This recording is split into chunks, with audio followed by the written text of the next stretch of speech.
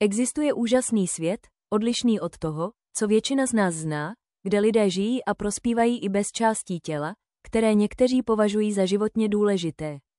Tito lidé jsou opravdu fascinující svým způsobem, jak dosahují skvělého života, i bez určitých výhod, na které jsme my, ostatní, zvyklí. Zatímco někteří se s tímto stavem narodili, jiní čelili nehodám nebo nemocem, které je o tělesné části připravili. Připojte se k nám, když prozkoumáme 20 těchto unikátních lidí s chybějícími částmi těla. Číslo 20. Tiffany Geigel. Ve věku 33 let, kdy se potýkala s vzácnou genetickou kostní poruchou známou jako Charcot-Levinův syndrom, začala Tiffany Geigel svou cestu k profesionálnímu tanci. Její stav často vede ke zakřivené páteři a krátkému krku a trupu.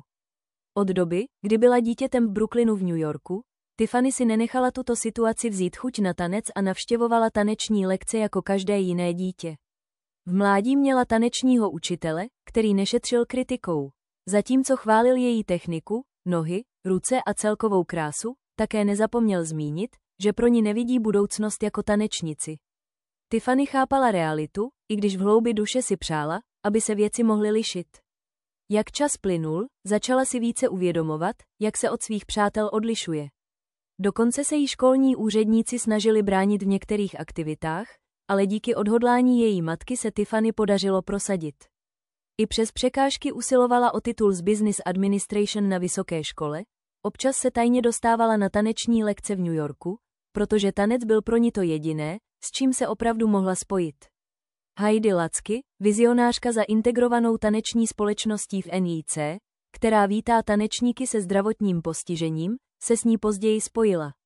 Před nějakým časem slyšela Tiffany příběh a byla odhodlaná ji přivést do taneční společnosti.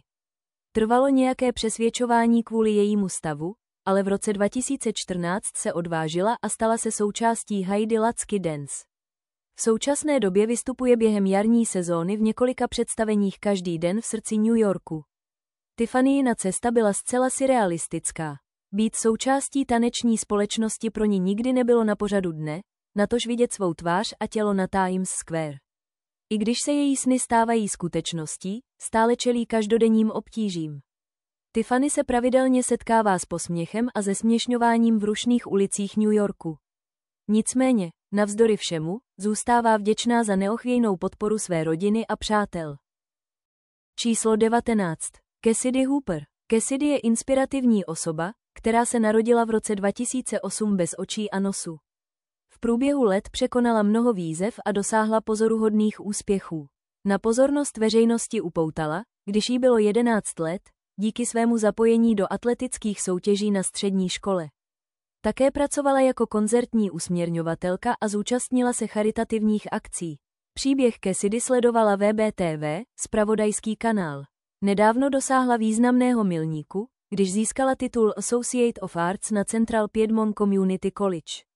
Její motto, nepotřebuji snadné, potřebuji jen možné, odráží její odhodlaný a pozitivní pohled na život. I přes rekonstruktivní operace a různé překážky pokračovala v překonávání překážek. Její promoce na vysoké škole byla pro ní velkým úspěchem a vyjádřila překvapení nad tím, jak rychle čas uběhl. Cassidyina cesta je skutečně inspirativní a je příkladem síly, odolnosti a odhodlání. Číslo 18. Tina Earls. V roce 2012 si Tina Earls začala všímat boláku na nose, který se zdál objevovat, kdykoliv se otočila doleva. S ním přišel také tekoucí nos, znecitlivění na levé straně obličeje a neustálé svědění, které nikdy nepřestalo. V říjnu 2013 toho měla dost a šla k doktorovi. Byla diagnostikována s infekcí vlasového folikulu. Později, v lednu 2014, si na straně nosu všimla hrudky. Když navštívila specialistu, hrudku odbavil, ale ta stále rostla, i když Tina zkoušela antibiotika a masti. Po vážných obavách podstoupila biopsii v dubnu 2014 a zjistili, že má rakovinu. Poté podstoupila částečnou rhinotomii, operaci, při které jí byla odstraněna část nosu. Ale i potom rakovina nezmizela úplně. Lékaři museli stále odstraňovat vrstvy tkáně zevnitř jejího nosu. Ukázalo se, že rakovina byla zákeřnější, než si kdo myslel. Lékaři navrhli radioterapii, ale Tina je matka, která chtěla být se svými dětmi. To ji přimělo navštívit specialistu v Chicagu v centrech pro léčbu rakoviny a podstoupila další operace. Když ji konečně prohlásili za bez rakoviny, lékaři zdůraznili riziko, že se rakovina může vrátit. Tina požádala, aby jí odstranili celý nos, aby snížila pravděpodobnost návratu rakoviny, a od té doby žije bez nosu. I když to bylo těžké rozhodnutí a změnilo to její vzhled, dává přednost zdraví. Číslo 17. Oscar Pistorius, bývalý sprinter z Jižní Afriky. Oscar Pistorius získal mezinárodní uznání za své úspěchy v atletice. Narodil se s vrozenou poruchou, která vedla k absenci fibul v obou nohách, a podstoupil dvojitou amputaci před svým prvním narozeninami. I přes fyzické výzvy se nenechal ničím zastavit. Soutěžil jak v paralympijských, tak ve standardních závodech, přičemž používal speciálně navržené protézy známé jako břitvy. Stal se prvním amputovaným sportovcem, který soutěžil na olympijských hrách pro zdravé sportovce, což byl významný milník ve světě sportu. Nicméně, Oscarův život nabral tragický směr, když byl zapleten do právního případu, který přitáhl celosvětovou pozornost. Dne 14. února 2013 fatálně postřelil svou přítelkyni Revu Steenkampovou ve svém domě v Pretorii. Tvrdil, že ji omylem považoval za vetřelce a postřelil ji v sebeobraně. Tento incident vedl k vysoce medializovanému procesu a právním řízením. V září 2014 byl shledán vinným z nezákonného usmrcení, což je obdobné zabití v případě Rivy. Byl odsouzen na 5 let vězení, ale odseděl si méně než rok, než byl propuštěn do domácího vězení. Později byla jeho vina změněna na vraždu na základě odvolání a jeho trest byl zvýšen. Číslo 16. Jackson Buell. Jackson Buell byl malý chlapec, který se narodil se vzácnou vrozenou mozkovou malformací nazývanou mikrohydranencefalie.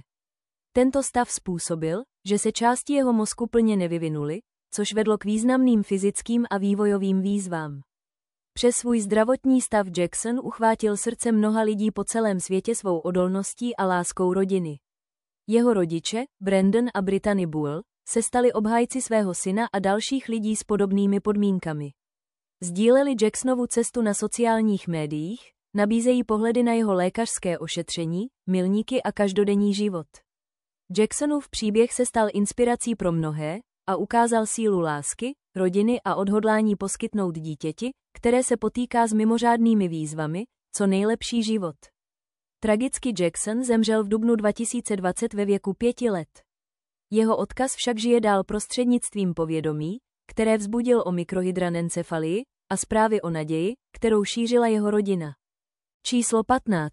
Terry Fox. Tento mladý muž byl běžným teenagery, který se věnoval sportu, jako je basketbal, fotbal a atletika, až do svých 18 let. Tehdy dostal zprávu o svém osteogenním sarkomu, vzácném rakovinném onemocnění kostí. Operace, kterou podstoupil, mu vzala nohu a jeho svět se navždy změnil.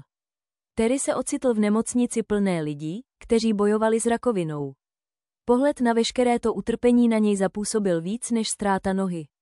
Byl vděčný za pokroky v medicíně, ale cítil, že do výzkumu rakoviny nebylo investováno dost peněz. Rozhodl se tedy vzít věci do svých rukou. Vydal se na cestu napříč Kanadou, od východu na západ, aby vybral peníze na výzkum rakoviny. Svoji maraton naděje odstartoval 1. dubna. Každý den ušel 26 mil. Se svými přáteli, Dougem Albertem a bratrem Darylem Foxem, v dodávce po jeho boku, Terry zahájil tuto cestu. Po cestě se s lidmi bavil a prosil je o příspěvky. Později, 1. září 1980, se během joggingu v Thunder Bay, Ontario, dostal do problémů. Dýchání pro něj bylo obtížné, což ho přivedlo do nemocnice. A právě tehdy zjistili, že rakovina se rozšířila do jeho plic. Jeho kampaň však pokračovala. I z nemocniční postele získal podporu celého Kanady prostřednictvím celonárodní teletnu. Jeho odhodlání mu vyneslo nejvyšší civilní vyznamenání v Kanadě a stal se členem řádu Kanady. Ve věku pouhých 22 let byl nejmladším laureátem této ceny. Bohužel, 28. června 1981 Terry zemřel, ale jeho odkaz zůstal zachován. Před odchodem dokázal získat ohromujících $24 milionů pro výzkum rakoviny. Byl skutečnou legendou. Číslo 14. Craig Lewis. Craig Lewis je Texan, který se ocitl v Texas Heart Institute s velmi vzácnou nemocí zvanou amyloidóza. Na celém světě mělo tuto nemoc jen asi 10 milionů lidí a vzniká, když se proteinové vrstvy začnou hromadit v srdci, ledvinách a játrech. Bohužel, na tuto nemoc neexistuje kouzelný lék. V březnu 2011 byl 55letý muž v zoufalé situaci. Jeho zdraví bylo natolik nejisté, že se lékaři nemohli spoléhat na běžné řešení.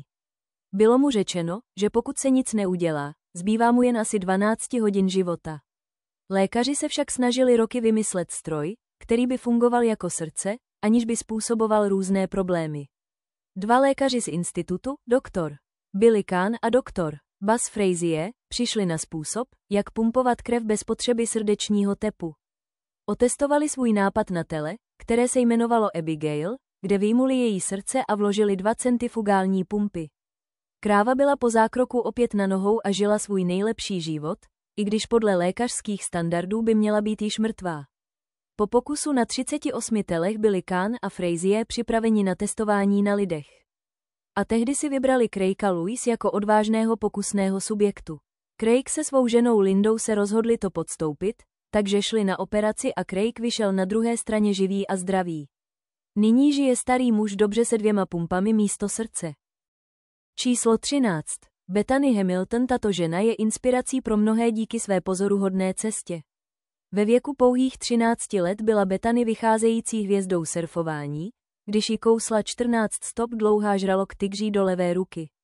Ačkoliv by to mohlo zhatit její sny, její odhodlání bylo nezlomné. Pouhý měsíc po útoku žraloka se znovu postavila na surf a překonala všechny překážky. Během 2 let získala svůj první národní surfovací titul, což ukázalo její neuvěřitelnou odolnost. Její schopnost čelit výzvám čelom a čerpat sílu ze svých přesvědčení a nadějí se stala hnací silou. Ve 17 letech si Bethany splnila sen stát se profesionální surfařkou, což je vášeň, kterou stále následuje. Kromě svých úspěchů ve vlnách její příběh rezonuje s mnoha lidmi díky její neochvějné víře, odhodlání pomáhat ostatním a její živé energii. I přes své úspěchy nachází obrovskou radost v roli manželky a matky. Bethany není jen surfařka, je také autorkou, motivačním mluvčím a influencerem, který pokračuje v ovlivňování životů po celém světě. Její blog, online kurz a mentoringový program nazvaný Ohana Experience se zaměřuje na posílení mladých žen, aby s odvahou přijali svůj potenciál. Její příběh nám připomíná, že výzvy mohou být odrazovým můstkem k ještě větším úspěchům.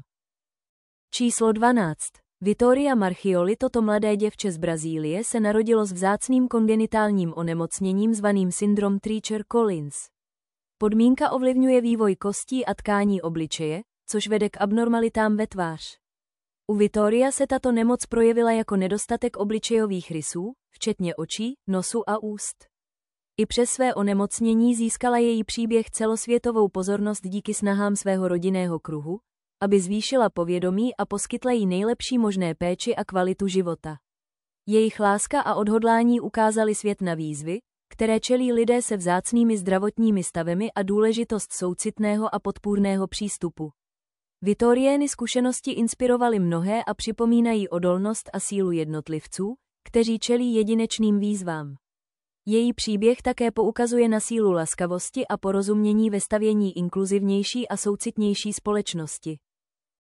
Číslo 11. Kaylee Motes. Kaylee Motes si v teenagerství všimla, že něco je špatně, protože neoblehla menstruaci jako její kolegyně. Se zvyšující se časy si uvědomila, že její tělo se nedělo tak, jak měla, a rozhodla se kontaktovat lékaře.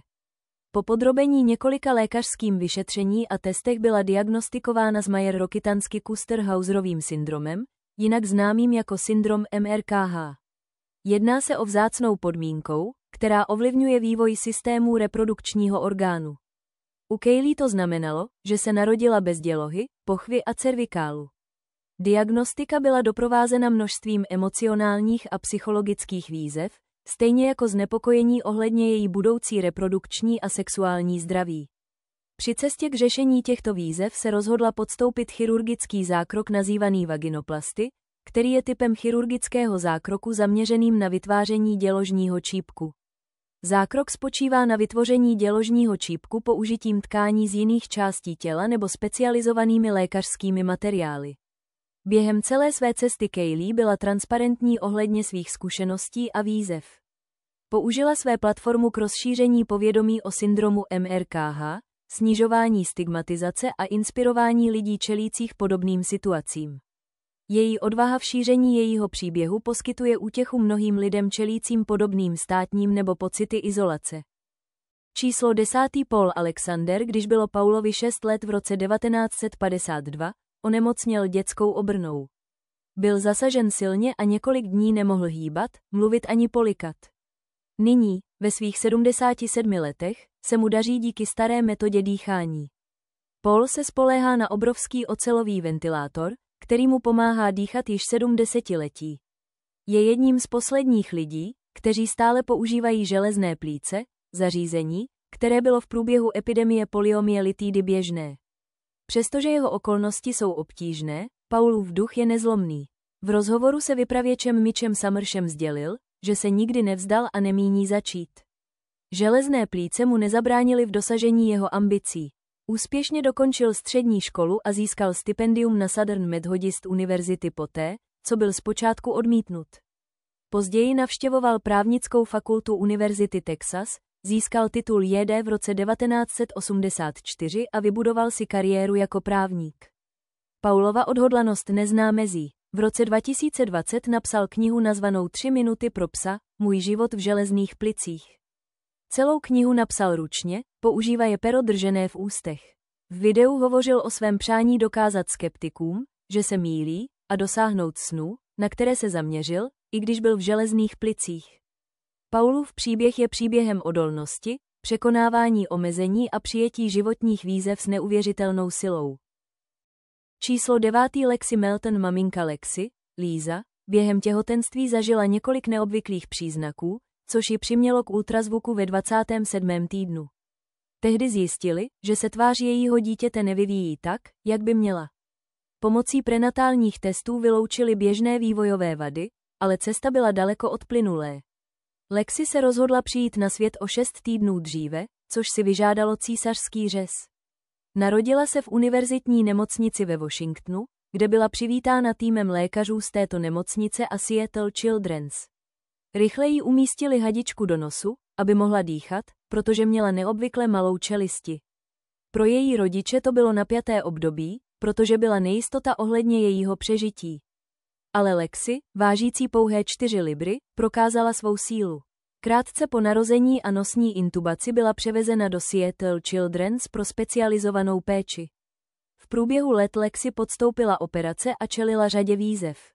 Její rodiče a lékaři pracovali neúnavně na tom, aby jí dali šanci na běžnější život s novou čelistí. Nyní, po cestě odolnosti, lékařské odbornosti a osobních snah, je Lexin příběh sdílen. Číslo 8. Kyle Maynard. Kyle Maynard je americký motivátor, autor a nadšenec smíšených bojových umění. Co ho odlišuje, je jeho jedinečný výkon, kdy se stal prvním kvadruplegikem, který vylezl na Kilimandžáro bez použití protéz. Kromě svého úžasného úspěchu v horolezectví založil také CrossFit Gym, který stělesňuje motto žádné výmluvy. Kyle se narodil s vzácným onemocněním zvaným kongenitální amputace, což znamená, že nemá ruce ani nohy. Jeho paže končí v loktech a nohy v kolenou. Přestože čelil těmto fyzickým výzvám, dokázal překonat řadu překážek. Během dětství žil jako každé jiné dítě a dosahoval důležitých milníků. Nicméně, jak rostl, čelil výzvám v udržení tempa se svými vrstevníky a potřeboval pomoc při úkolech, jako je jídlo. Kolem svého prvního narozenin se jeho otec rozhodl ukončit krmení lžící. Věřil, že Kyle se musí naučit soběstačnosti a nezávislosti, aby byl připraven do budoucna. Toto rozhodnutí znamenalo významný zlom v jeho životě a posunulo ho k soběstačnosti. Jeho úspěchy nyní slouží jako inspirace pro mnohé a ukazují, že s správným mentálním nastavením a odhodláním lze překonat i ty největší výzvy. Číslo 7. Archie In. Archie In, mladý chlapec ze Skotska, přepisuje scénář o tom, co je možné.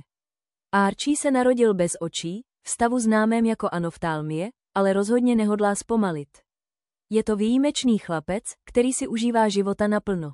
Od jízdy na kole a hraní na bubny po zdolávání skalních stěn, využívá každé příležitosti. Možná vás zajímá, jak to zvládá bez zraku. Má několik pozoruhodných dovedností, z nichž jednou je echolokace. Používá zvukové vlny k orientaci ve svém okolí, což ukazuje na jeho neuvěřitelnou adaptabilitu. Ještě dojemnější je, že Archie má svou vlastní stránku na Facebooku, kde se sdílí novinky o jeho cestě a růstu. Je inspirující vidět, jak prospívá a překonává všechny překážky. Archie In, jako každý jiný člověk na tomto seznamu, nám připomíná, že s odhodláním neexistují žádné limity toho, co lze dosáhnout, a to bez ohledu na výzvy. Číslo 6. Tio Satrio. Tio Satrio se narodil bez rukou a nohou, ale našel svoji cestu k radosti hraním her na svém PlayStationu. Používající bradu k ovládání herního ovladače, stal se s něj docela expert. Pocházející ze západní Jávy, Indonésie, je Tio známý svou vášní pro hraní videoher, kterou si užívá při každé příležitosti. Jeho talenty však přesahují hraní. S perem drženým v ústech se naučil psát. Úžasné je, že akademicky drží krok se svými spolužáky a dokonce řeší matematické úlohy nad svou úroveň. Tiova cesta však nebyla bez překážek. Zpočátku se potýkal s nejistotou kvůli svým fyzickým postižení a často vynechával školu z důvodu nízkého sebevědomí. Naštěstí se to změnilo. Nyní pravidelně navštěvuje školu, jeho pozitivní přístup je nakažlivý. I když se spoléhá na ostatní při pohybu, jeho nakažlivý smích a optimistická povaha ho činí oblíbeným mezi vrstevníky i učiteli. Na závěr Tio Satrio připomíná, že i přes jakékoliv překážky lze ducha člověka překonat a najít štěstí na nejneuvěřitelnějších místech. Číslo 5. Yanel Martinez. Yanel Martinez Amador je skutečně výjimečná. Narodila se s neobvyklým genetickým onemocněním zvaným osteogenesis imperfecta, které činí její kosti extrémně křehkými. Je jako skutečná verze postavy Samuela L. Jacksona z filmu Nerozbitný. Navzdory tomu, že za svůj život prodělala více než 100 zlomenin kostí, rozhodně se nenechá zastavit. Yanel žije naplno. Ačkoliv je stále mladá, přijímá svůj stav jako součást své identity a inspiraci pro ostatní. Její úžasná cesta ji dokonce přivedla k tomu, že se objevila v hudebním videu pro jednu kapelu. Číslo 4. Henry Guster Mollison. Henry Mollison je mladík z Hartfordu v Connecticutu, jehož život nabral pozoruhodný obrat v roce 1953. Jeho příběh přepsal pravidla neurovědy. Tehdy se jeho lékaři rozhodli podstoupit riskantní operaci, aby léčili jeho epilepsii, se kterou se potýkal od dětství.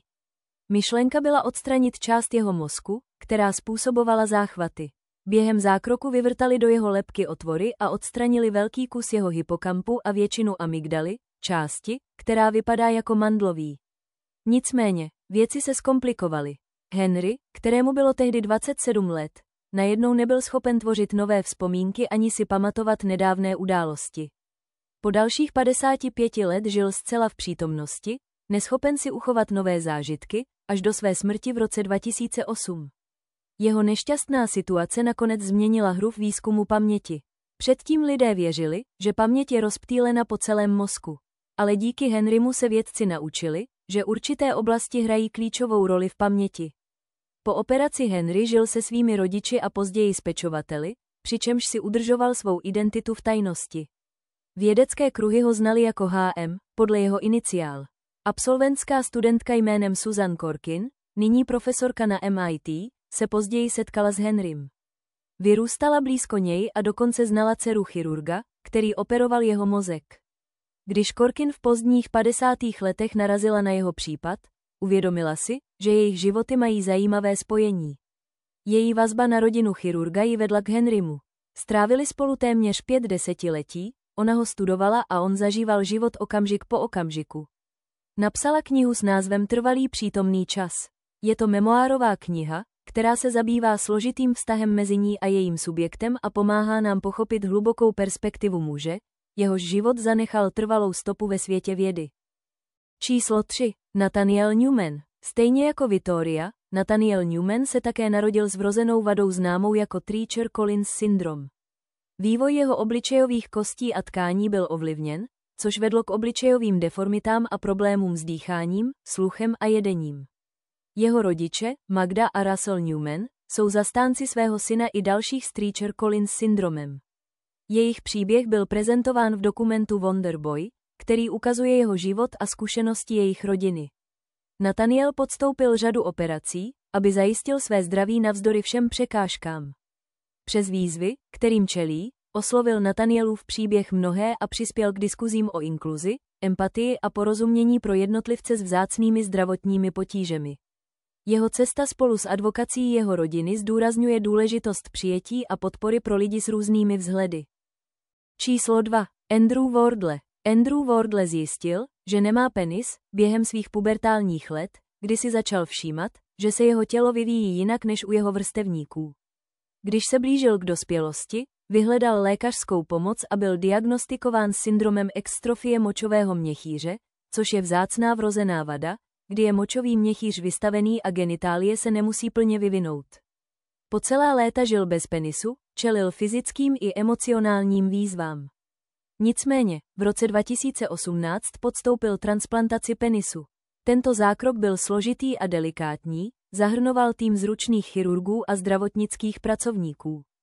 Získání nového genitálu bylo pro Andrewa život měnícím okamžikem. Operace mu nejen poskytla fyzický orgán, ale také měla značný dopad na jeho celkovou kvalitu života, sebeúctu a emocionální pohodu.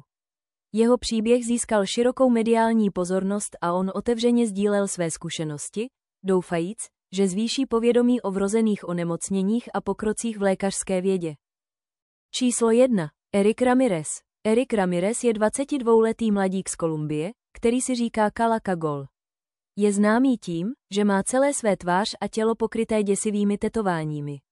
Důvodem za tímto vzhledem je ztráta jeho matky, když mu bylo 12 let.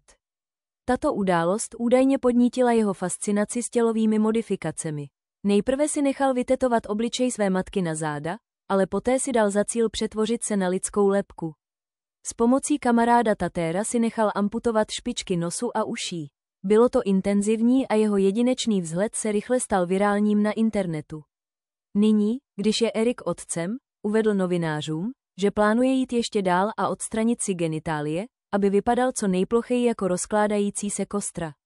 Věří, že na konci dne jsme si všichni rovní, ať už jsme kluci, holky, muži nebo staří muži. Sdílel, že by rád byl pohřben 2 metry pod zem, když už odejde. Cítí se příjemně být blízko k zesnulým, protože věří, že je to klidné místo bez velkého bolestí. Zajímavě, bolest považuje za něco jako lék.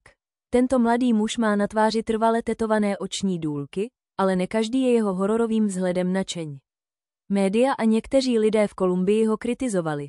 Přesto, pokud se podíváte na jeho Instagram, je plný fotek fanoušků, kteří se s ním setkali na ulici a pořídili si selfie. I přes zřejmé nevýhody se tito lidé snaží maximálně využít svého života a dál se držet toho, co mají. Jsou to hrdinové, kteří žijí život tak, jak přichází. Děkujeme, že jste se dívali, a uvidíme se příště.